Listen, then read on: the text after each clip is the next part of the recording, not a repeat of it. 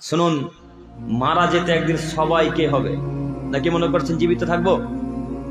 সকল কি ইহকাল ছেড়ে পরকালে পাড়ি দেওয়া লাগবে। আল্লাহ তাআলা বলছেন ইন্নাকা মাইয়িত, মুহাম্মদ সাল্লাল্লাহু আলাইহি ওয়াসাল্লাম আপনিও মারা যাবেন, ওয়া ইন্নাহুম মাইয়িতুন এবং সবাই মারা যাবে। তাহলে কেউ পৃথিবীতে চিরকাল টিকতে আসেনি। কাজেই মরতে যেহেতু একদিন হবেই, পরিবর্তন হয়ে যাওয়াটাই ভালো। মরতে যেহেতু একদিন হবেই, পরিবর্তন হয়ে যাওয়াটাই উত্তম, পরিবর্তন হয়ে যাওয়াটাই ভালো। তাই আল্লাহ তাআলা বলছেন আপনি তাদের থেকে মুখ ফিরিয়ে নিন। পরের অংশে তিনি বলছেন খুশান আবসারুহুম ইয়াখরুজুনা মিনাল আজদাসি কান্নাহুম জারাদুম মুনতাশির। যখন ইসরাফিল আলাইহিস সালাম ফুঁক দিবেন, তখন সমস্ত মানুষ চক্ষুকে নিচু দিকে করে কবর ফেটে তার রবের দিকে দৌড়াতে থাকবে। কবর ফেটে সবাই কার দিকে দৌড়াতে থাকবে? আল্লাহর দিকে দৌড়াতে থাকবে। সম্মানিত দিনী ভাই, পরের অংশে আল্লাহ তাআলা বলেন মুহতিঈনা ইলা দাঈ, আহ্বানকারীর দিকে তারা দৌড়াবে, আহ্বানকারীর দিকে তারা দৌড়াবে। ওয়া ইয়াকুলুল কাফিরুন, সারা পৃথিবীর কাফেরগণ বলবেন, যত কাফেরগণ আছেন সারা পৃথিবীর ইহুদি, খ্রিস্টান, নাসারা, বৌদ্ধ, এরা সবাই একবার কি উত্তরে বলবেন হাযা ইয়াউমুন আসির, একটা মহান কঠিন দিন। এই কঠিন দিনে আমরা কিভাবে টিকব? সব কাফেররা বলবে একটা কঠিন দিন।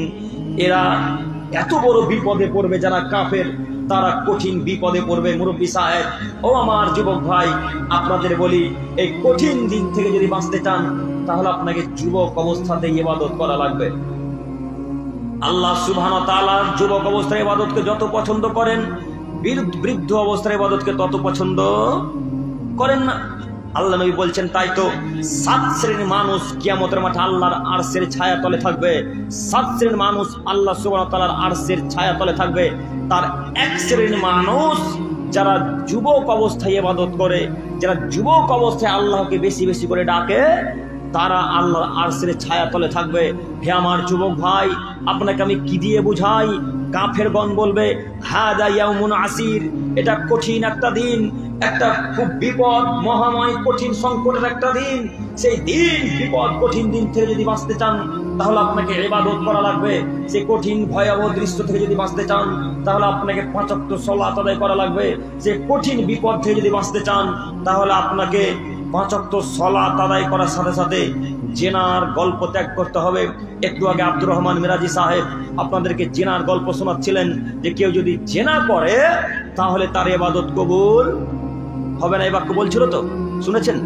এবার আমি আপনাকে বলছি, দেখুন আল্লাহ নবী বলছেন, যখন রাত্রির 3 অংশের 2 ভাগ যখন শেষ হয়ে যায়, তখন আল্লাহ তাআলা প্রথম আসমানে, পৃথিবীর আসমানে নেমে আসেন।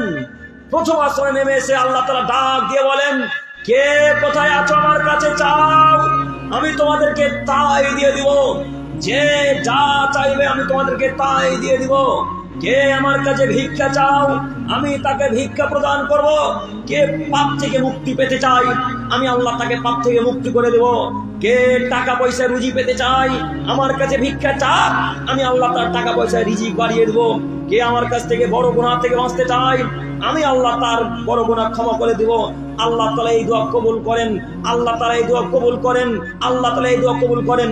তবে আল্লাহ নবী বলছেন, যার জেনার গল্প চলে তার এই দোয়া কবুল হবে না। যার জেনার গল্প চলে তার দোয়া কবুল হবে না। যুবক ভাই, আপনাকে একটা কথা বলি, সামনে আবার চলে আসছে টেট পরীক্ষা, তাই না? টেট পরীক্ষা দিয়েছেন আপনারা? টেট পরীক্ষা কেউ দিয়েছেন? টেট পরীক্ষা দিয়েছেন না? আলহামদুলিল্লাহ।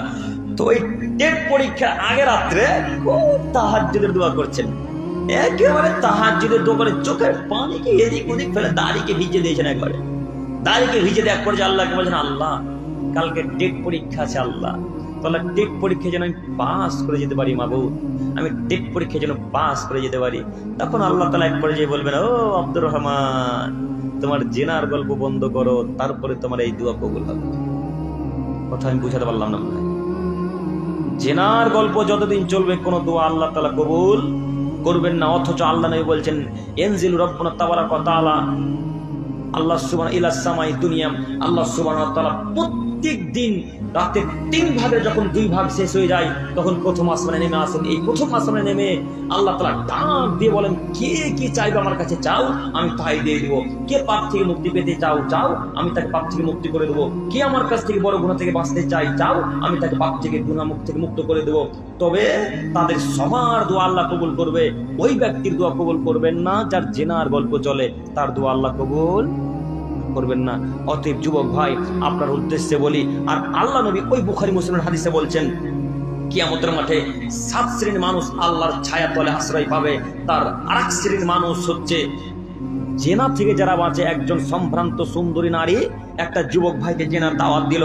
একটা ভাইকে বললেন, তুমি আমার সাথে ব্যভিচারে লিপ্ত হও।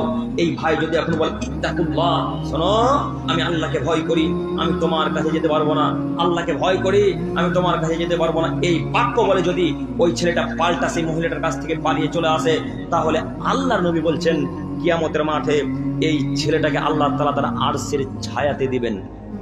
সবাই বলে আল্লাহু আকবার। কথা বুঝতে পারেননি মনে হয়?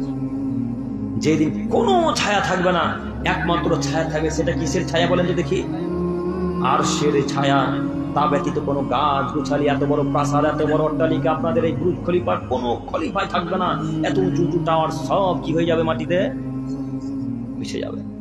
অতএব হে আমার প্রিয় দিনী ভাই ও সম্মানিত মা ও বোনেরা, এই গল্প বন্ধ করুন, এই বেদাতি কাজকর্ম বন্ধ করুন। যদি আপনি বাঁচতে চান,